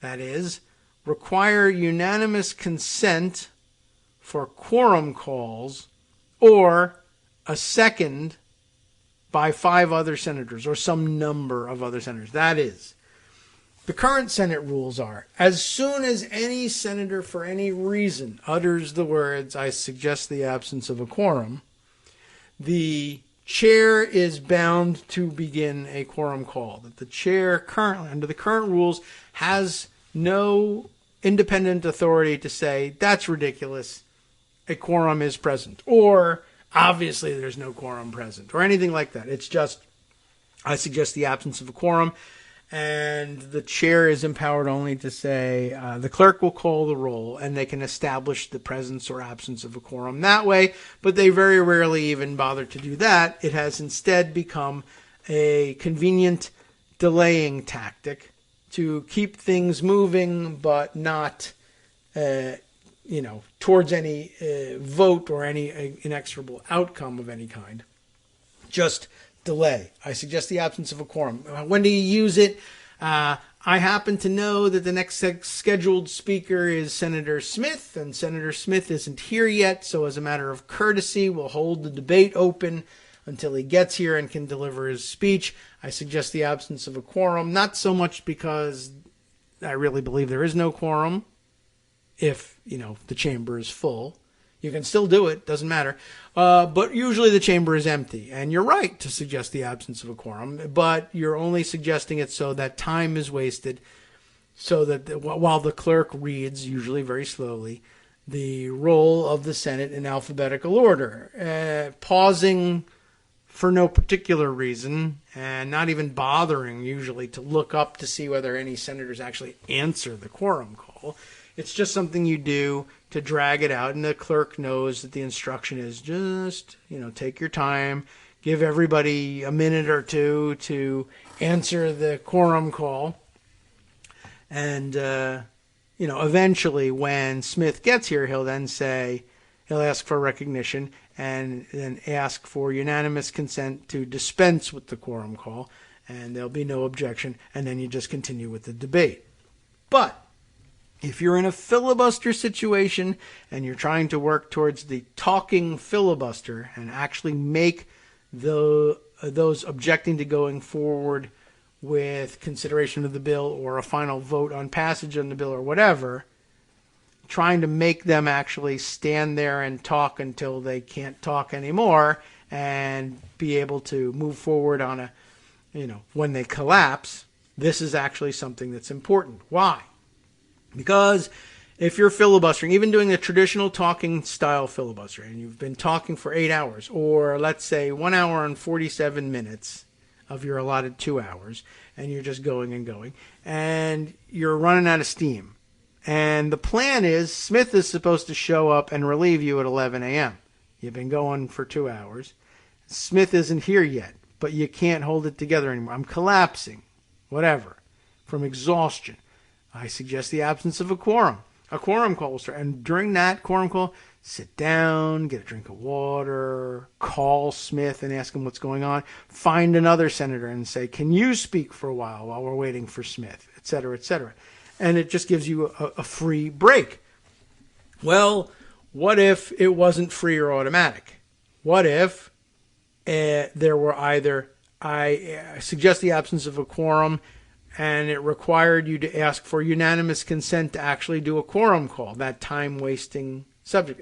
When senators simply wanted to extend one another the courtesy of allowing another senator who was late in arriving a chance to get there, there would be unanimous consent, except if, say, dickhead like Ted Cruz is on the floor, or Rand Paul, or somebody like that, who gets cantankerous about dumb stuff like this for no particular reason. He might object. Or, well, what about if the rule was, okay, we'll have a roll call on the agreement of a minimum number, 5 senators. If 5 senators will second your motion for a quorum call, we'll use that delaying tactic.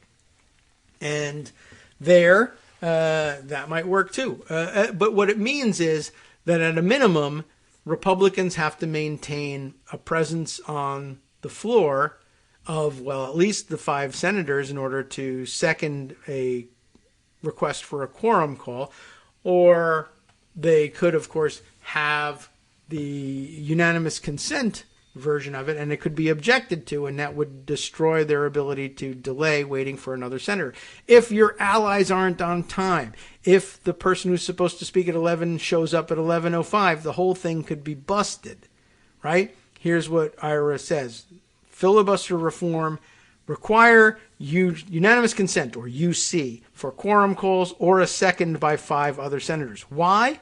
Because if there's no quorum call and no one else is seeking recognition immediately, the chair can make the vote happen right then. If you're having a talking filibuster, somebody runs out of steam and they can't rely on the automatic quorum call trick, then if Smith is late and Jones gives out, the chair can say, does anybody else seek recognition to speak? If not, the question is on the passage of the bill. And all of a sudden, poof, the filibuster's over. That's all it takes. Take away the crutch of automatic roll calls at every suggestion of the absence of a quorum. Could you get it done? Bigger question. Why? Part of the rules. It would require a rules change to do it straight up, as Manchin describes it, and of course that would require 67 votes for cloture on it if everybody shows up and votes, but it's 2/3 of those present and voting in order to invoke cloture on a proposed rules change. Of course, you could get to a nuclear option version of that too if you want, but it's an interesting and different approach. Ira goes on to say, to be honest, I've not gamed this out completely, but I think it could help the majority when it's trying to break a filibuster by exhaustion. Under the current rules, if Senator A is filibustering and starts running out of steam, but Senator B isn't there yet to take over, Senator A can note the absence of a quorum to allow time for B to show up while the clerk calls the roll. And, this is key, if anyone tries to end the quorum call so the vote could happen, that takes unanimous consent. In other words, A can object to any such unanimous consent request, delaying until B shows up. That is to say, to make that clear, the current state of the rules, I run out of steam and I say, well, I suggest the absence of a quorum.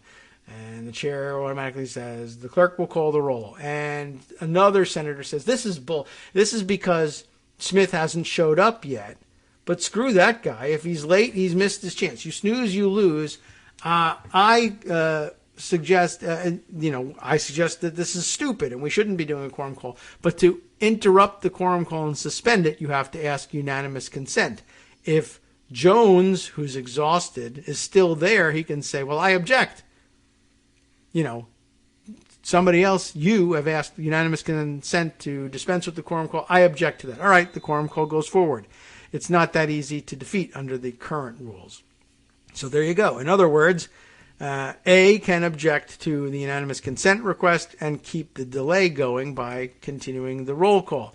Under Ira's proposal, he says, the group filibustering would need to have 6 senators on the floor, or 11, or whatever number you would need to have a second for a request for a quorum call. So you'd need to keep that number on the floor at all times, or they'd at least need another senator who wanted to speak. But then that would count as that senator's speech under the 2-speech rule. What are we talking about? Remember, I mentioned to you that under current rules, if you wanted to have a talking filibuster, it could work. Every senator is allowed to speak to any measure then pending before them, but only twice, right? And though there's no time limit on their speeches, they can only make 2 speeches if you're trying to invoke this rule. So that if you had a majority or just under a majority, a slight minority opposed to something and they were filibustering it and doing the talking filibuster, right? So 49 senators who would be able to speak twice each for an unlimited period, right? So each one of them could, let's say, do 10 hours, 2 times, 20 hours, 50 senators. It's an enormous waste of time, and it makes the usual, that's why filibuster talking filibuster and the exhaustion attempt to break a filibuster is so rare. The floor time is valuable, and it would take weeks and weeks for people, if they were all determined to speak for as long as possible, to exhaust them all and to have them all run out the 2-speech rule and meet their limit. So, that would be worth trying. I think that could actually work. Like Ira, I haven't gamed it out entirely.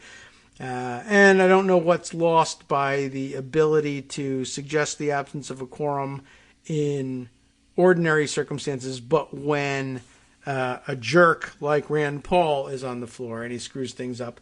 But essentially, I'm sure they could find workarounds for it, and then it's just a matter of inconveniencing. Senator A stays on the floor for 5 more minutes and has his staff call Senator B and say, get here.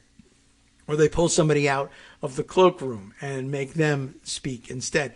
But as he was saying, if you pull somebody out of the cloakroom who's willing to talk, whenever they come to the floor and say counts as one of their speeches under the 2-speech rules. So if they were planning to do a 20-hour thing twice, but they get pulled unexpectedly to the floor to substitute for a senator who's collapsed because Senator Smith is a jerk and hasn't showed up yet, they either have to be prepared to go whole hog and stay on the floor for 20 hours, and I'm not certain you're always going to be able to pull somebody out of the cloakroom and say, can you do 20 hours right now? But if they only say, well, I'll do 5 minutes until Smith gets here, fine. Well, that's fine, but then you've given up your opportunity to do at least one of your planned 20-hour speeches. It could work. They could still make it painful and drag things out. But in this day and age, when they're not interested in passing anything in particular, or they've, run the gamut, they've done all they can do in trying to pass their agenda and nothing's worked, or whatever, then you might say, all right, it might be worth it on a particularly popular or important bill, maybe like voting rights, to say, let's see these senators, these Republican senators, exhaust themselves.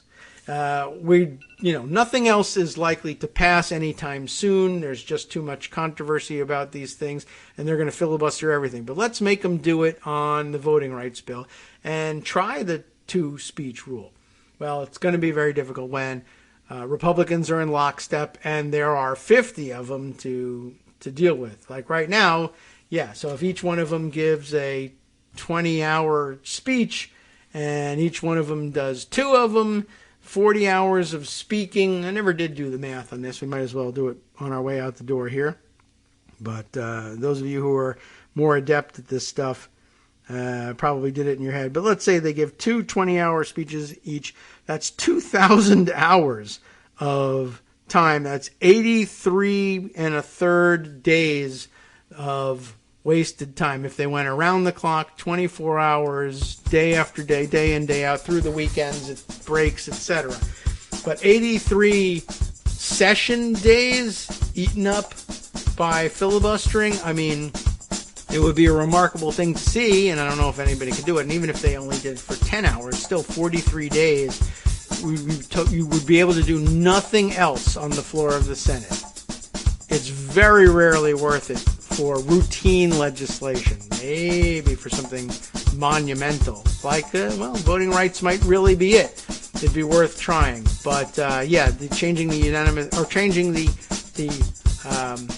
quorum call rules would probably make it that much more difficult. They'd really have to do this with perfect timing, and you'd really start getting senators mad at one another for showing up late. And they do frequently show up late. Imagine being on your last legs and having to continue on through your weakness because the other guy was making fundraising calls. That will definitely happen.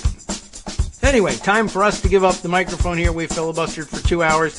Time to hand it over to Justice Putnam, who's agreed to do just one, go for 20. All right, but what's coming next? Of course, it is the West Coast Cookbook and Speakeasy with Justice Putnam, who I note now gave me the note at 9 o'clock, and I missed it that Glenn Beck was on the horse pace. Damn, I wish I had known it earlier. We could have spent all of our 2 hours talking about that instead. From networksradio.com. You have been listening to Kagro in the Morning with David Waldman. Now, you're never going to believe this. Mitch McConnell made a racist argument to defend blocking voting rights. Well, that can be easily explained, and Justice will easily explain it to you. Plus, a Democratic nominee won the Florida House seat that Ron DeSantis kept empty for nearly a year. What a great result. Backfired on you. Boy, that guy's kind of dumb. Stay tuned.